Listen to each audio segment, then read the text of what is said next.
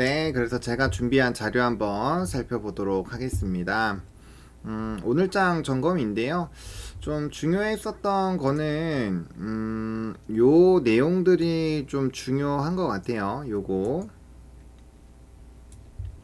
자, 그래서 하락 요인부터 볼 건데요. 전일에 이제 오라클이 급락을 했고, 지금 GPT랑 제미나이랑 지금 열심히 싸우고 있어요. 그러니까 이게 경쟁이 되어버리면 자꾸 뭘 얘기를 할 거냐면은 지금 이제 투입 단계인데 이게 경쟁을 해버리면은 회수 자체가 늦어지는 거 아니냐. 약간 요 스토리가 계속 가고 있는 거예요. 그러니까 오라클도 마찬가지로 데이터 센터에서 수요가 이제 굉장히 많기 때문에 공급을 채우면 거기에 따른 플러스 알파를 많이 받는다라고 얘기를 하고 있는데, 그럼에도 불구하고 수익화에 대한 노이즈가 조금 있는 상황이죠. 그래서 그 부분이 경쟁으로 가면 지금 안 좋아요. 그러니까 GPT나 이런 것들도 사실 아직까지 기기로 들어가지 않았기 때문에 서로 그냥 개발하고 좀 볼륨이 커진다는 그런 느낌으로 스토리가 풀려야 되는데, 너가 나보다 좋아? 오케이, 그럼 나도 좋아. 이렇게 해서 막 붙어버리면 이거는 투심에는 별로 안 좋을 수 있어요. 근데 우리가 파워 의장에서의 AI 생산성 현명이라는 소리에는 결국엔 AI나 소프트웨어 이런 개발을 통해서 생산이라는 게 한 단계 높아지고 이게 이제 GDP 쪽으로 좋아지는 거니까 이 인풋에 대한 부분에 대한 좀 긍정을 해버린 게 있어요. 그러다 보니까 이게 좀 그렇게 과하게 반응을 하지 않는 것이 아닐까라고 생각을 하고 있고요. 다만 이러한 기업들이 지금은 소수죠. 소수들끼리 지금 치고받고 싸우고 있는데, 만약에 이게 조금 강해진다라고 한다면 거기에 따른 부담감이 굉장히 생길 수가 있죠. 왜냐면 우리가 엔비디아랑 브로드컴이랑 뭐 좀 약간 붙었을 때도 결국에는 우리가 사용하는 칩이 더 광범위해, 너네랑 나랑 동급이 아니야 라는 부분으로 하면서 이 경쟁에 대한 심리가 조금 떨어졌고, 거기에서 이제 볼륨이 커진다라는 방향으로 넘어갔잖아요. 지금도 똑같은 거죠. 그래서 그런 방향이 나오느냐 안 나오느냐가 굉장히 크게 영향을 줄 것이기 때문에 우리들은 이런 부분들을 잘 체크를 하면서 그러니까 이제 결국에는 저는 AI가 계속적으로 영향을 줄 거고, 이 기계화를 된다라는 건 생산성에 대한 향상이죠. 그를 통해서 굉장히 업무 효율화가 높아질 거라고 보고 있어요. 제가 보는 긴 시나리오는 그래요. 그렇기 때문에 우리가 반도체를 계속 봐야 되는 거고, 이쪽 산업이 버블이라고 생각하지 않고, 그 다음에 계속 이쪽에서의 성장이 나올 거라고 생각하고 있고, 실제로 넘버도 나오고 있고, 그다음에 제가 결제하면서 써보고 있지만 너무 좋아요. 저는 이거 취소할 생각이 없거든요. 그런 것들을 다 따져봤을 때 이제 요 플로우가 바뀌느냐 안 바뀌느냐가 결국엔 증시의 상방을 어느 정도까지 끌고 가다가 멈출 것인지가 결정이 난다라는 거죠. 그래서 이 흐름을 잘 잡고 있는 게 굉장히 중요할 것 같은데, 제가 봤을 때는 이게 깨지기는 좀 쉽지 않다. 왜? 지금 무슨 얘기들이 나오고 있냐면은 HBM에 대한 스토리가 계속 나오면서 결국에는 이제 D램 가격이 내년 2분기에는 HBM을 뛰어넘는다, 이런 얘기까지 나오고 있고, 지금 압도적으로 P가 늘어나고 있는 상황이에요. 그리고 여러 회사들이 다 투자를 하면 결국엔 수요가 더 다시 늘어나게 되고, 거기에 따른 공급 부족 이슈가 계속 되면은 P가 올라가는 상황이 계속 유지가 된다라는 거죠. 그래서 그런 부분으로 봤을 때 뭐 우리가 6개월 뒤, 1년 뒤에는 잘 모르겠지만 적어도 지금 이런 산업이 바로 한 방에 꺾인다라고 보기에는 여러 가지로 굉장히 애매하다라는 거죠. 그래서 그런 것들을 한번 생각을 해보시면은, 결국에는 우리가 좀 고민하고 있는 금리 인하에 대한 부분에서 어떠한 특정한 문제가 안 생기거나 고용이 갑자기 엄청 심각하게 박살나는 게 아니어서 이제 매파적인 금리 인하로 넘어가는 것이 아니라면 전반적으로 플로우는 괜찮다라는 거죠. 그리고 실질적으로 얘가 좀 걱정돼서 우리나라 이제 미니 지수 떨어졌는데 뚜껑 열어보니까 거의 안 끝났고 거의 안 떨어졌고, 나스닥도 굉장히 강하게 끝났어요. 말아 올린다라는 거죠. 그만큼 투자 심리가 강한 거예요. 브로드컴도 어닝콜에서 이상한 소리 해가지고 결국에는 투시 마커가 됐고, 거기에 따라서 반도체가 다 떨어지는 상황이었지만 결국엔 또 좀 대이장에서 말아 올렸단 말이죠. 만약에 오늘 본장에서 말아 올려서 어쨌든 실적은 그래도 잘 나왔으니까 뭐 미스한 부분이 있긴 하지만, 그래서 만약에 그걸 긍정으로 풀어서 또 나름대로 괜찮은 상황이 돼버리면은 흐름이 괜찮아요. 그리고 여러분들 S&P 500이 지금 신고가예요. 그러니까 이제 기술 S&P가 많이 올라가는 것도 결국엔 기술주의 영향이 큰 거거든요. 그러니까 결국에는 그런 상황에서 이런 부분에서 크게 이 지금 요게 요 미니 지수를 보시면 미니 지수 보시면은 크게 변화가 없잖아요. 그러니까 오늘 본장에서만 큰 문제가 안 생기면 나름대로 뭐 필반이나 이런 것들이 크게 안 떨어지면 우려가 과했나 싶어가지고 오히려 나스닥이 올라서 끝나면 내일 그 다음에 더 올라서 끝날 수 있다라는 거죠.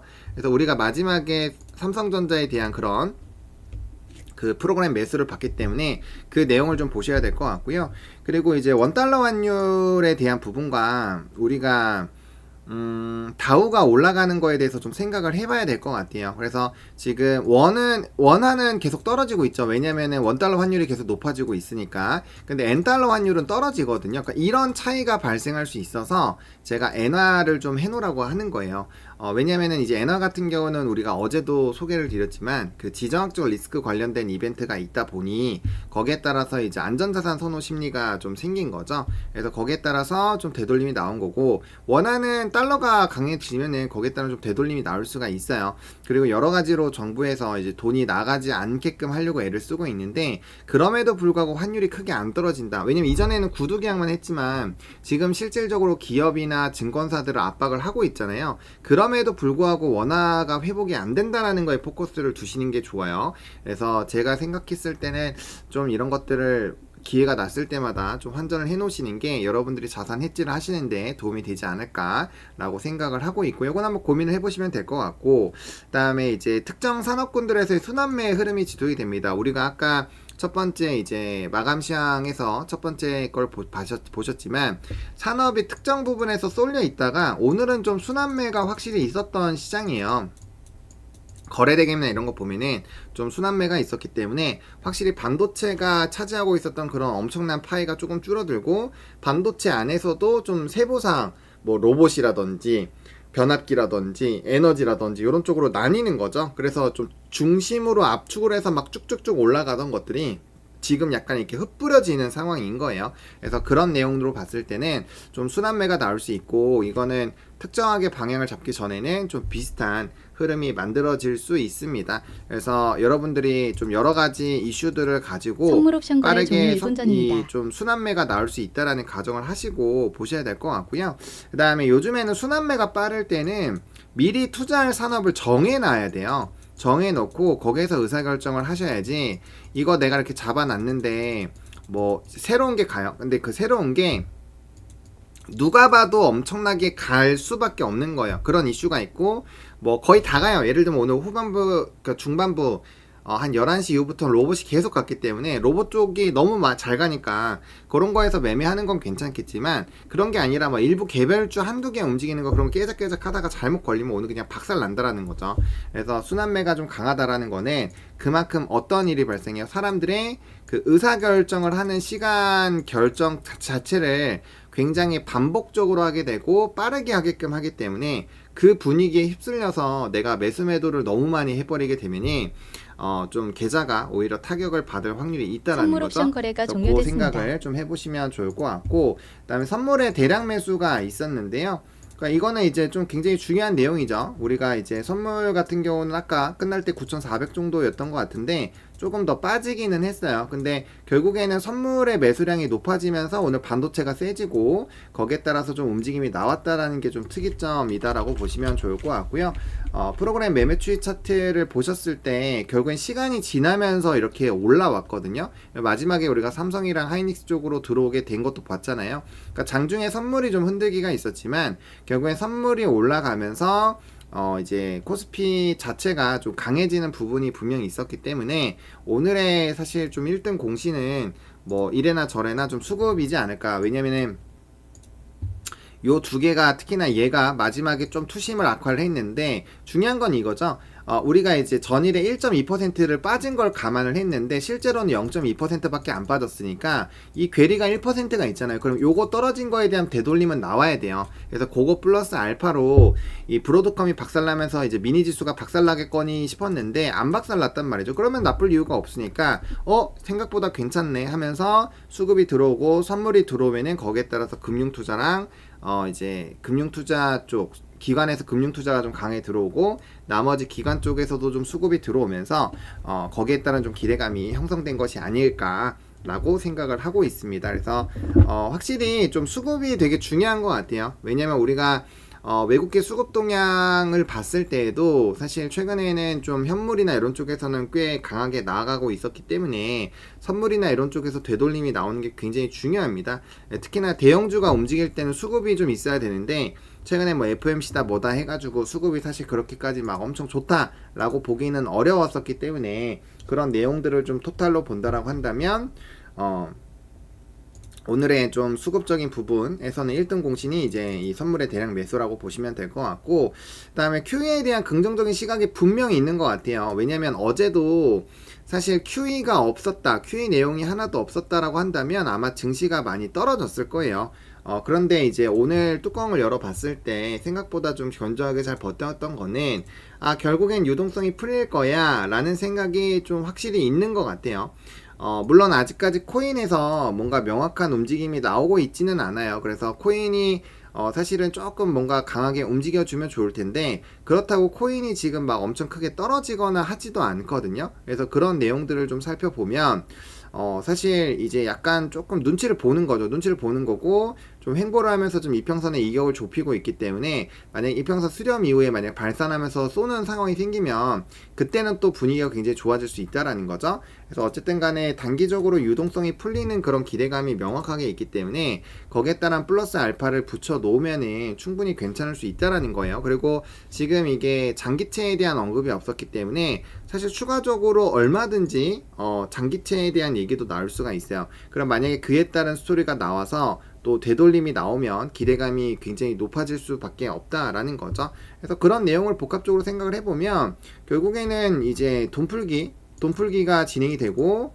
자산 가치를 갖고 있는 돈풀기가 나오면 화폐 가치가 떨어지니까 자산 가치가 오르겠죠. 그래서 자산 가치가 높은 다우나 좀 이런 테마주가 만들어져요. 그럼 누가 시장 참여자들은 모두 다 화폐 가치 하락에 배팅을 걸고 있는 거예요.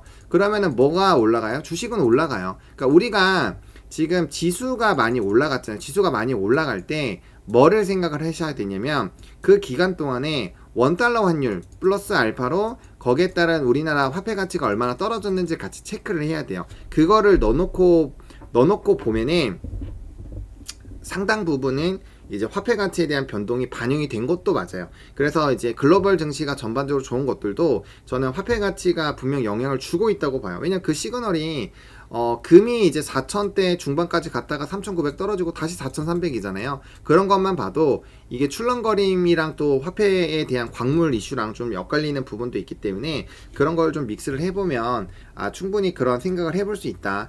그리고 여러분들 스테이블 코인 이슈가 많이 나오는 것도 생각을 해야 돼요. 지금 채권의 금리가 안 떨어지겠죠. 왜? 이제 돈을 빌려서 이 자본 투입을 하니까 채권에 대한 그 가격이 안 떨어져요. 왜냐면 회사채나 이런 것들이 이자를 많이 주어버리니까 채권이 떨어지기가 좀 어렵죠. 그래서 그런 이 유동성 부분도 있고 좀 문제가 있는데 만약에 그런 부분들이 계속 진행이 되는 거를 또 스테이블 코인이 또 막아주고 또 메워주는 상황이 생기면 요건 또 다른 얘기가 될 수 있는 거거든요. 그래서 아마 스테이블이나 암호화폐에 대한 내용이 좀 많이 생길 거고 오늘 비자가 이제 기존 결제 시스템에 스테이블 코인을 뭐 통합하겠다 뭐 이런 얘기를 한 거는 굉장히 저는 좀 큰 시그널이라고 봐요. 왜냐면 생각보다 되게 많은 그 나라들이나 이런 쪽에서 스테이블 코인을 지금 고려를 하고 있고 거기에 따라서 이제 코인으로 결국에는 진행을 하는 거는 약간의 변수가 좀 큰 거고 그 다음에 특히나 카드사들 같은 경우는 이 수수료 부분에서 압도적인 차이가 있었는데 그 가지고 있는 시장 MS라는 게 있잖아요. 그럼 기존에 있는 그런 이제 회사랑 이제 엮어서 좀 진행이 될 거기 때문에 아마 이쪽에서도 유동성 공급이 좀 상당히 일어나지 않을까라고 생각이 들어요. 그럼 부채에 대한 부담이 좀 줄어들 거고 여러 가지 부분에서 밸류나 이런 것들이 좀 편해지겠죠. 그래서 그런 생각들을 좀 했을 때 어쨌든 돈적인 부분이 좀 말라 있는 부분이 좀 풀려가는 그런 플로우들이 생각보다 많아지고 있어서 그런 내용들을 좀 생각을 해보면 여전히 우리는 롱 포지션을 좀 생각을 해야 되고 그 다음에 만약에 좀 시장의 분위기가 좋지 않게 됐을 때에도 좀 캐시가 돌 수 있는 그런 좀 이제 뭐 여러 가지 방배를 해놓는 게 굉장히 좀 중요하다라는 거죠. 그래서 그런 생각들을 하시면서 시장을 좀 바라봐 주시면은 충분히 도움이 되지 않을까라고 생각을 합니다. 이렇게 해서 이제 두 번째 거 한번 마무리 좀 지어볼게요. 고맙습니다.